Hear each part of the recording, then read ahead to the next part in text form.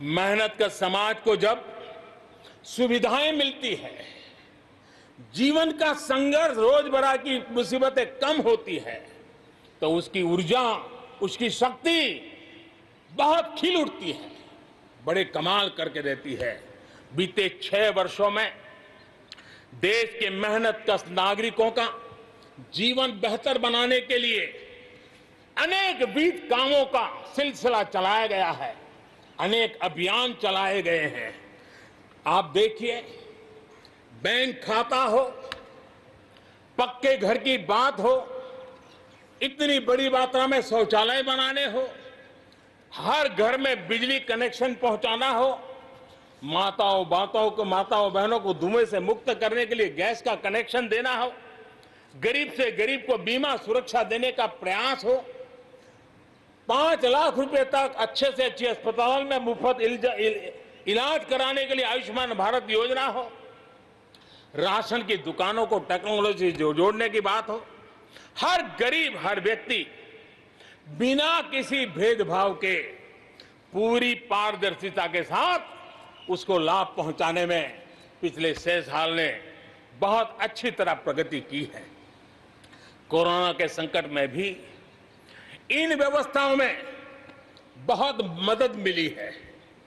इस दौरान करोड़ों गरीब परिवारों को मुफ्त गैस सिलेंडर पहुंचना, राशन कार्ड हो या न हो, 80 करोड़ से ज्यादा मेरे देशवासियों को उनके घर का चूल्हा जलता रहे, 80 करोड़ देशवासियों को मुफ्त में अनाज पहुंचाने का काम हो, 90,000 करोड़ रुपए से ज्यादा सीधे बैंक खाते में पैसे ट्रांसफर हो।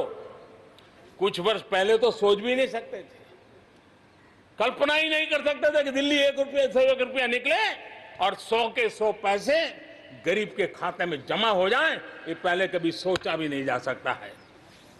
अपने ही गांव में रोजगार के लिए गरीब कल्याण रोजगार अभियान शुरू किया गया है।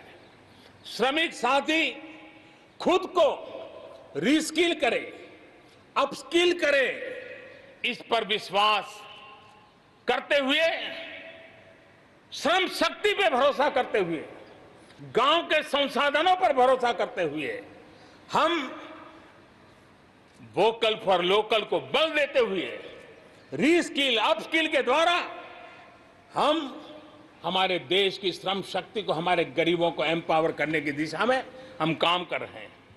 शहर में हमारे जो श्रमिक हैं, क्योंकि आर्थिक गतिविधि का केंद्र शहर है, गांव से लोग दूर दूर से शहरों में आते हैं, स्ट्रीट वेंडर्स हो, रेडी पटरी वाले लोग हो, आज बैंकों से उनको सीधा पैसा देने की योजना चल रही है।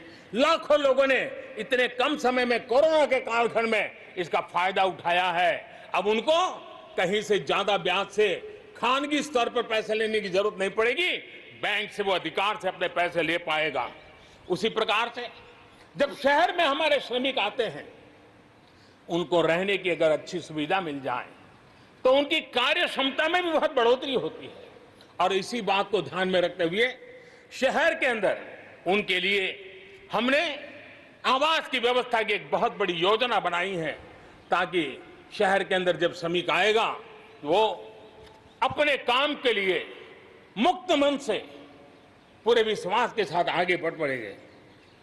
मेरे प्यारे देशवासियों, ये भी सही है कि विकास की इस यात्रा में भी हमने देखा है, जैसे समाज जीवन में कुछ तबके पीछे रह जाते हैं, गरीबी से बाहर निकल नहीं पाते हैं, वैसे राष्ट्र जीवन में भी कुछ क्षेत्र होते हैं, कुछ भूभाग होते हैं, कुछ इलाके होते हैं जो पीछे रह जाते हैं।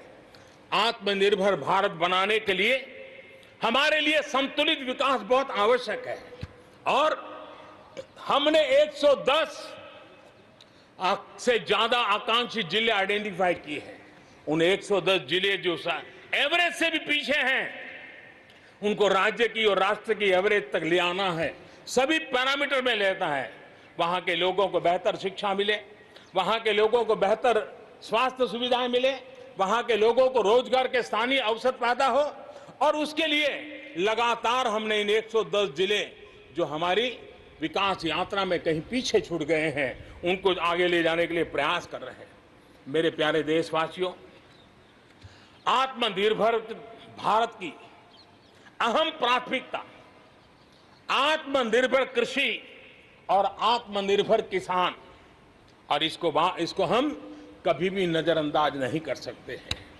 किसान को पिछले दिनों हमने देखा है, एक के बाद एक रिफॉर्म आजादी के इतने सालों के बाद किए गए हैं।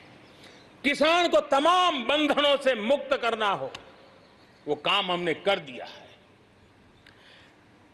आप सोच नहीं सकते होंगे, हमारे देश में आप अगर साबुन बनाते हैं, हिंदुस्तान के कोने में जाके साबुन बेच सकते हैं। आप अगर कपड़ा बनाते हैं, हिंदुस्तान के किसी कोने में जाकर कपड़ा बेच सकते हैं। आप चीनी बनाएं, आप चीनी बेच सकते हैं। लेकिन मेरा किसान, बहुत लोगों को पता नहीं होगा, मेरे देश का किसान जो उत्पादन करता था, न वो अपनी मर्जी से बेच सकता था, न अपनी मर्जी से जहां बेचना चाहता था वहां बेच सकता था। उसके लिए जो दायरा तय किया था वहीं बेचना पड़ता था। उस सारे बंधनों को हमने खत्म कर दिया है। अब हिंदुस्तान का किसान उस आजादी